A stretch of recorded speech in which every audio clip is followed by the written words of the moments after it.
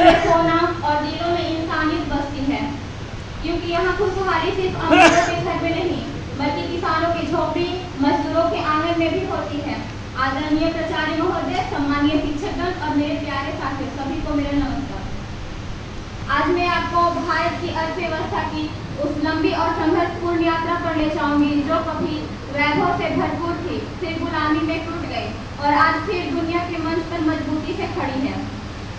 कुछ हजार साल पहले भारत को सोने की चिड़िया कहा जाता था, क्योंकि कपड़े, मसाले, हीरे जवाहरात, धातु, हस्तशिल्प हर क्षेत्र में भारत अग्रणी था। अंग्रेजों से पहले भारत का दुनिया के जीडीपी में लगभग 25% हिस्सा था, लेकिन 1757 के प्लासी युद्ध से शुरू होकर 190 वर्ष की अंग्रेजी हुकूमत ने इस चिड़िया के पंख काट दिए। हमारा सोना लूटा गया, उद्योग धंधे नष्ट हो गए, किसानों को मजबूर किया गया कि वो ब्रिटेन के कारखानों में कच्चे माल उगाएं और उसके बदले में महंगे कपड़ा खरीदें। 1947 में जब हम आजाद हुए तब कृषि पर निर्भरता तो थी, लेकिन तकनीक नहीं थे। विदेशी मुद्रा का भंडार भी लगभग खत्म नहीं था। यूएसएसआर ने फाइनेंशियल हेल्प करने से मना कर दिया, क्योंकि तब तक हमारा संविधान बनकर तैयार नहीं हुआ था। हमारे देश के सामने दो बड़े शत्रु खड़े थे, चीन और पाकिस्तान। गरीबी, बेरोजगारी और भूखमरी तो जैसे आसमान छू रहा था। उस समय पंडित जवाहरलाल नेहरू व अन्य नेताओं ने 1951 में पहली पंचवर्षीय योजना चलाया, जिसमें कृषि सुधार, सिंचाई परियोजना और ग्रामीण विकास पर ध्यान दिया गया, जिसका परिणाम 1961 के बेलग्रेड सम्मेलन में हम लीडर बनकर सामने आते हैं, थर्ड वर्ल्ड कंट्री में। कितनी गर्व की बात है।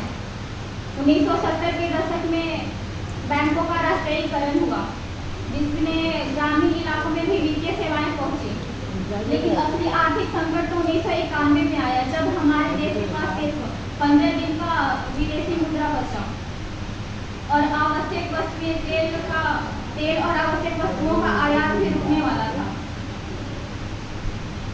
उस समय प्रधानमंत्री पीवी नरसिम्हा राव और वित्त मंत्री डॉक्टर मनमोहन सिंह ने ऐतिहासिक निर्णय लिया, जैसे लिबरलाइजेशन, लाइसेंसी राज को खत्म किया, रेगुलराइजेशन में निजी क्षेत्र को प्रोत्साहन किया, ग्लोबलाइजेशन अर्थात विदेशी निवेश और अंतर्राष्ट्रीय व्यापार को बढ़ावा दिया। इन सुधारों का असर यह हुआ कि भारत आईटी सेक्टर, सेवा उद्योग और मैन्युफैक्चरिंग में तेजी से बढ़ा और आज भारत चौथी बड़ी अर्थव्यवस्था वाला देश है। डिजिटल भुगतान में भारत नंबर 1 पर है। इसरो के मंगलयान और चंद्रयान जैसी उपलब्धियां रक्षा, कृषि, विज्ञान सभी क्षेत्र में निरंतर प्रगति कर रहा है और सबसे बड़ा युवा वर्ग भारत में ही है। लेकिन सफर यही खत्म नहीं होता है। आज हमारे सामने कई गंभीर चुनौतियां हैं, जैसे बेरोजगारी। लाखों युवा डिग्री लेकर नौकरी ढूंढ रहे हैं। युवा किसी एग्जाम को तैयारी करने के लिए अपनी जी जान से मेहनत करते हैं, खुशी एग्जाम सेंटर से बाहर निकलते हैं और पता क्या चलता है कि पेपर लीक था। कभी कभी तो सही से एग्जाम कंडक्ट नहीं किया जाता। ये सिस्टम का दोष है या विद्यार्थियों का, पता ही नहीं चलता।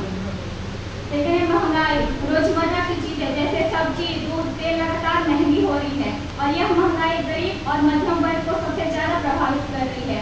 अमीरी और गरीबी का जो खाई है ये खाए जा रही है। अमीर अमीर होते जा रहे हैं और गरीब गरीब होते जा रहे हैं। कृषि संकट, फसल की लागत और बाजारों में भारी अंतर होती है, जैसे मौसम और बाजार तो किसानों के पक्ष में है ही नहीं। शिक्षा और स्किल गैप, किताबों तो है लेकिन रोजगार के लिए कौशल नहीं है। स्वास्थ्य, आज भी कई गांवों में डॉक्टर और अस्पतालों की भारी कमी है और इन्हीं मुश्किल हालात में हमें याद आती है अटल बिहारी वाजपेयी जी की एक प्रेरणादायक पंक्तियां। टूटे हुए सपनों की सुने कौन इसकी, टूटे हुए सपनों की सुने कौन इसकी, अंतर की चीर व्यथा पलकों पर ठीकी, हार नहीं मानूंगा, रार नहीं ठानूंगा, काल के कपाल पर लिखता मिटाता हूँ, गीत नया गाता हूँ, गीत नया गाता हूँ।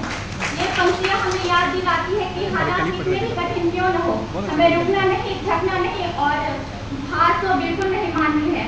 हमें चाहिए कि सिर्फ बातें नहीं, ठोस कदम हो। ऐसा भारत जहाँ हर युवा के पास कौशल हो, काम में बेरोजगारी नहीं हो, परीक्षाएं समय से हो और रिजल्ट ईमानदारी से मिले, जहाँ महंगाई जेब खाली न करे, किसानों को उनकी मेहनत का दाम सही वक्त पर मिले, जहाँ हर हाथ में कौशल हो, तकनीक का ज्ञान हो। ऐसा भारत जहाँ अस्पताल अमीर और गरीब में फर्क नहीं करे, हर गली में बेहतर सड़कें हो और हर गांव और हर गांव और शहर विकास की दौड़ में साथ भागे। अगर मैं इस सफर की तुलना हमारे कॉलेज से करूं तो कोई अतिशयोक्ति नहीं होगी। जैसे 1947 में भारत का स्थिति जरूरत था, वैसे ही तो कुछ साल पहले हमारे कॉलेज का भी स्थिति अच्छा नहीं था और उस समय पंडित जवाहरलाल नेहरू और डॉक्टर मनमोहन सिंह जैसे अच्छे नेताओं के नेतृत्व में आज हम चौथी बड़ी अर्थव्यवस्था वाला देश बन गया है। वैसे ही प्रिंसिपल सर और बहुत सारे शिक्षकों के नेतृत्व में आज कॉलेज में इतनी बेहतर सुविधा है, सेमिनार आयोजित होता है और क्लासेस चलती हैं। भारत सबसे बड़ी युवा वाला देश है, तो हमें